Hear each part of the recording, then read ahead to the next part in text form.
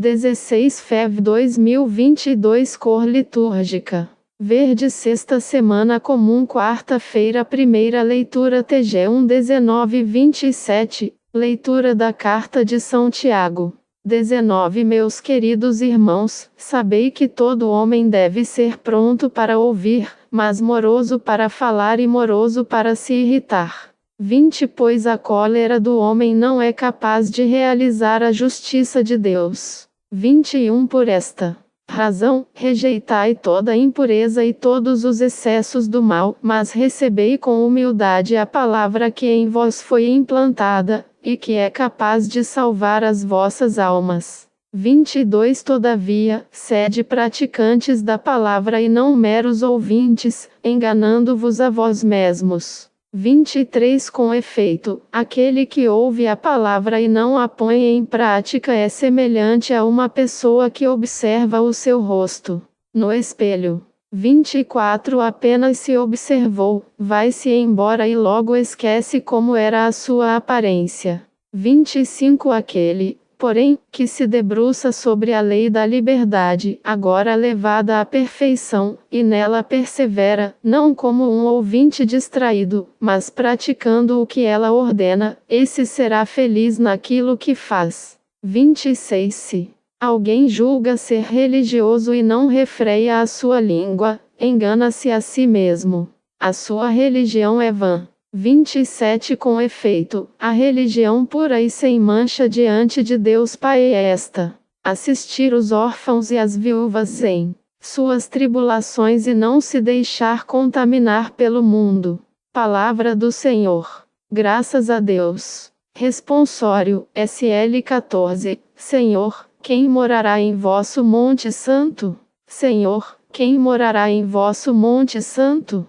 É aquele que caminha sem pecado e pratica a justiça fielmente, que pensa a verdade no seu íntimo e não solta em calúnias sua língua, que em nada prejudica o seu irmão, nem cobre de insultos seu vizinho, que não dá valor algum ao homem ímpio, mas honra os que respeitam o Senhor. Não empresta o seu dinheiro com usura, nem se deixa subornar contra o inocente. Jamais vacilará quem vive assim. Evangelho, MC 8:22-26. O Senhor esteja convosco. Ele está no meio de nós. Proclamação do Evangelho de Jesus Cristo segundo Marcos. Glória a vós, Senhor. Naquele tempo, 22 Jesus e seus discípulos chegaram a Betsaida. Algumas pessoas trouxeram-lhe um cego e pediram a Jesus que tocasse nele.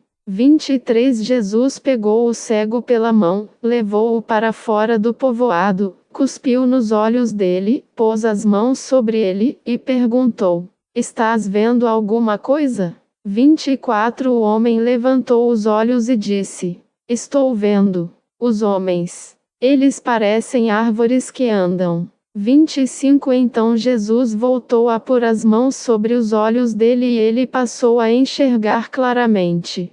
Ficou curado, e enxergava todas as coisas com nitidez. 26 Jesus mandou o homem ir para casa, e lhe disse: Não entres no povoado. Palavra da salvação. Glória a vós, Senhor. Homilia diária. A graça de Deus te visita todos os dias. 16 de fevereiro de 2022. Aqui, nós estamos falando de uma dimensão espiritual. Não estamos falando das pessoas que são cegas fisicamente. Não. É esse o tema. Homens como árvores que andam. Veja a distorção da imagem causada pela cegueira espiritual.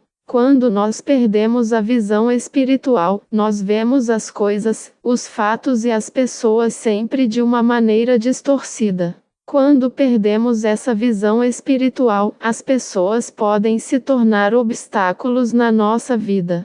Ele via os homens como árvores, e uma árvore é um obstáculo para uma pessoa que não vê. Como árvores que andam, mais ameaçador ainda. As pessoas podem se tornar para nós uma ameaça quando a nossa visão está distorcida. Existe também aqui, nesta passagem, um princípio de gradualidade da graça de Deus. nós podemos dizer assim: Deus age na nossa vida de uma maneira contínua e gradual, a sua graça nos transforma pouco a pouco. Ele vai pouco a pouco agindo e trabalhando no nosso interior, nos moldando de uma forma gradual. Por isso, que o tempo para nós é esse espaço para nos adequarmos à graça de Deus, para conformarmos o nosso coração com a graça que nós recebemos, para que nós coloquemos em ato a graça que recebemos. Todos os dias, a graça de Deus nos visita, não é um episódio apenas isolado. Por isso, nós, cristãos, precisamos da frequência. Deus nos deu o tempo, a temporalidade faz parte da nossa caminhada. Por isso, não podemos exigir de nós mesmos nem de ninguém uma conversão imediata, que a pessoa já esteja perfeita e pronta, porque Deus nos deu o tempo. Aqui, Jesus nos adverte do risco de uma fé imediatista, intimista, emotiva, uma fé muito entusiasta, demais, em excesso. A vida com Cristo não pode ser só um episódio de uma única graça, mas precisa ser uma relação contínua.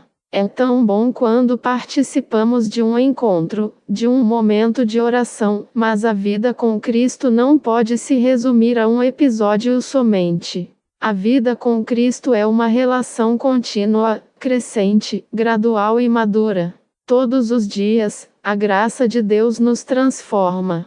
Todos os dias, a graça de Deus nos visita, não é um episódio apenas isolado. Por isso, nós, cristãos, precisamos da frequência, precisamos da perseverança, de um caminho contínuo. Os sacramentos nos ensinam isso. A frequência ao sacramento da Eucaristia, a frequência ao sacramento da reconciliação que, pouco a pouco, vai moldando o nosso coração. A palavra diz que Jesus colocou as mãos sobre ele, diante dos olhos. Poderia ser, quem sabe, as mãos redentoras de Cristo estão agora nos olhos daquele homem. Pensava nesta imagem. A mão de Jesus que cobre o rosto daquele homem, mas ele consegue ver porque são as mãos perfuradas de Jesus. Através dessas feridas dos cravos de Jesus, qualquer ser humano pode enxergar. Jesus não se torna obstáculo na vida de ninguém, porque as suas mãos sobre nós são redentoras, são mãos chagadas. E ele nos dá a sua graça. Sobre todos vós, a bênção do Deus Todo-Poderoso, Pai, Filho e Espírito Santo. Amém. Padre Donizete Ferreira, sacerdote da comunidade Canção Nova.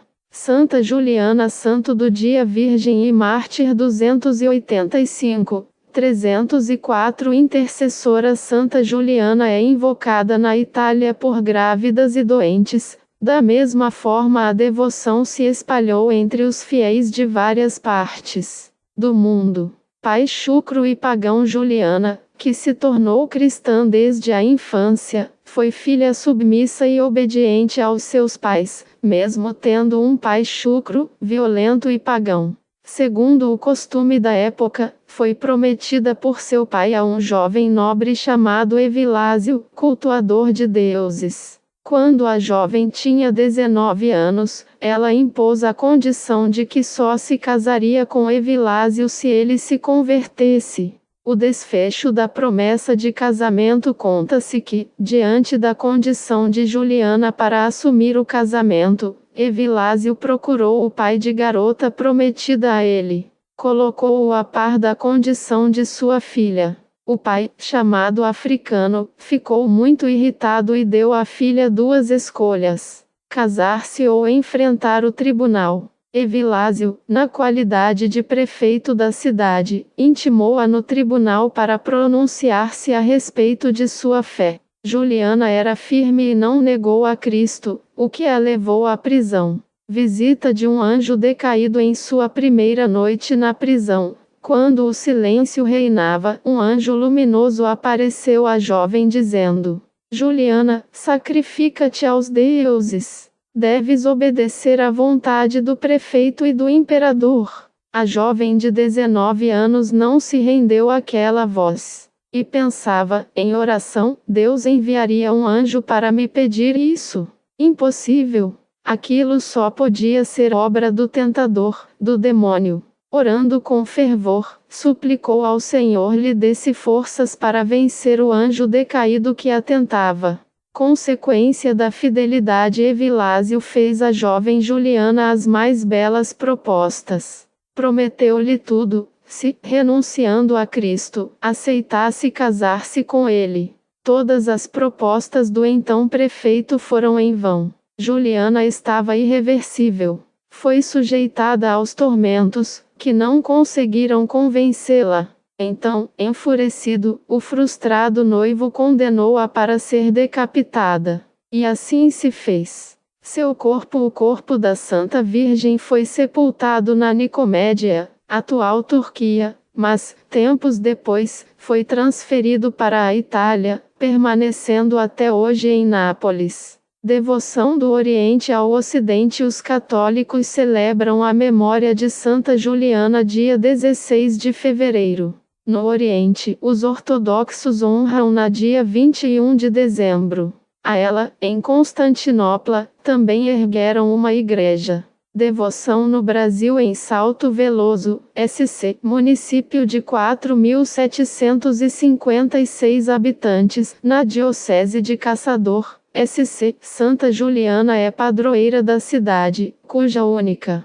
paróquia leva o nome da santa. Cidade brasileira. Em Minas Gerais, existe o município de Santa Juliana. Segundo informações da prefeitura, a cidade tem esse nome em homenagem a uma de suas primeiras moradoras, que chamava-se Juliana e tinha o apelido de Santa. Portanto, não há ligação entre a santa e o nome do município. A minha oração, Senhor Jesus, quanta coragem e firmeza na fé da jovem Juliana, que não negou suas convicções em Cristo. Dai-nos, Senhor, em nome da sua misericórdia, essa bravura quando formos tentados, no nosso dia a dia, pelo anjo de luz, a negar nossa confiança em Ti. Amém.